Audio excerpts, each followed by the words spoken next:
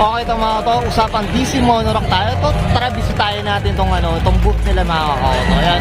So ito ang pagkakalam ko dito, more on sila, yung mga bracket sa mga GB box natin. Ito, hi ma'am, excuse me po. Hi ma'am, sino po sila ma'am? I'm Weng de la Cruz po. Okay. DC Monorack, tama po. Okay, Miss Weng, syempre, I'm sure very busy ito si Miss Weng. Miss Weng, ito, very curious sa mga ka-auto natin. Paano ba nagsimula tong DC Monorack po? Nag-start po siya sa bilang isang solo entrepreneur. Siyempre Okay. po, nagsimula lang din po siya sa paisa-isang bracket na ginagawa. Okay. Ito, Miss Weng, more... Karoon sa ng maraming reseller. Ay, okay. Ito more on, sila, bracket talaga. Opo, bracket. Yun yung talagang main nila, no? Main na ginagawa. Okay. Bali yung nagpapabricate talaga. Oo, okay. Ito, Miss Weng, ito, saan ba ang parang gumagawa? Saan ba ang location nila? Bali yung fabrication po namin, located po siya sa Bagong Silang, Clarendon, Bulacan po kami. Bulacan mismo. Ayun, kaya pala. Ayun. So, ito, locally brand talaga to.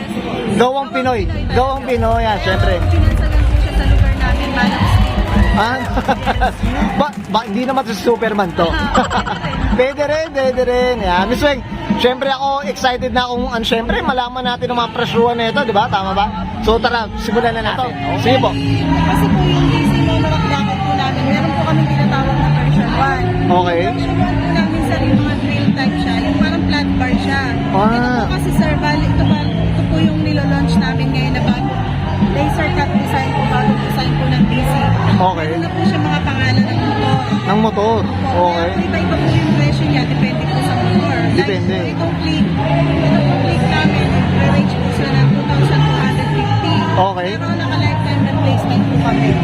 For example po, Oh. nasira po yung motor, nabangga, o Okay. nabalik, pinapalitan po namin siya ng bago.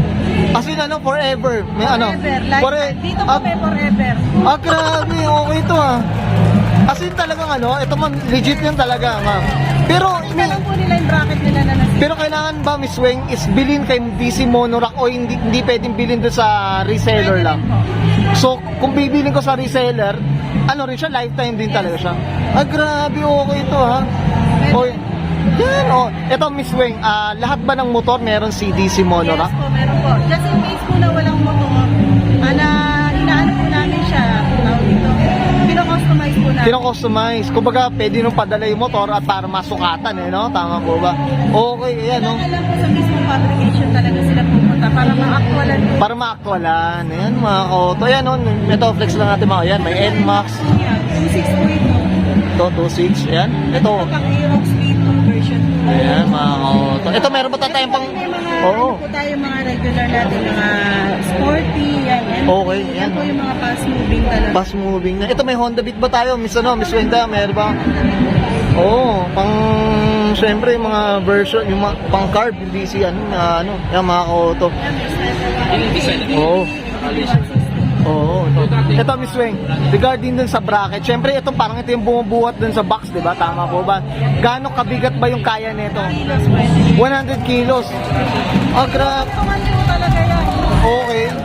Kasi po, nagkaroon na po kami ng video na nilagyan namin siya ng ilang sakong semento. Okay. Kaya po talaga. Kaya niya.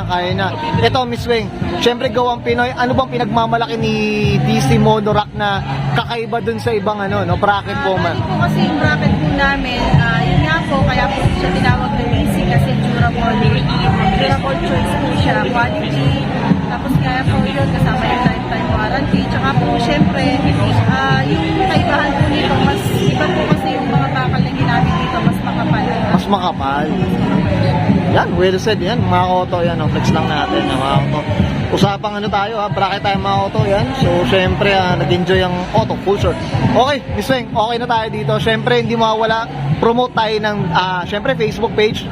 Check natin. Sige po, madam. Ano po bang? Sige po, ma. Sige po. Follow na lang po kami sa Team DC Monorack main page po. Meron din po kami sa at Shopee. Basta po mag-message lang po kayo sa page namin. Tapos po, i-assist po kayo ng mga admins na lang.